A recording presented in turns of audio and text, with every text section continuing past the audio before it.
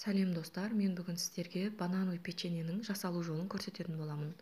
Ол үшін алдымен сүтімізді, сгущенканы, маргаринді, қантымызды салып, араластырып, одан кейін разрыхитель мен ұнымызды араластырып саламыз. Сосын жұмыртқамызды салып аламыз. Барлығын араластырып, жұмсақ етіп қамыр илейміз.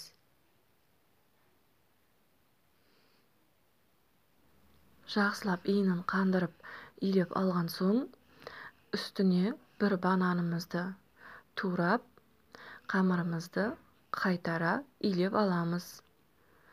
Сосын оны бөліктерге бөліп, зуала жасап, қамырымызды жаямыз. Сосын қалаған формаларыңызды таңдап, табаны майлап, печеньемізді теріп саламыз. Біз гүл формасын таңдадық, сіздер өз еріктеріңізде. Бетіне жұмыртқасын жағып, 180 градуста духовкада пісіріп аламыз. Балаларыма өте қатты ұнады, сіздер де жасап көріңіздер.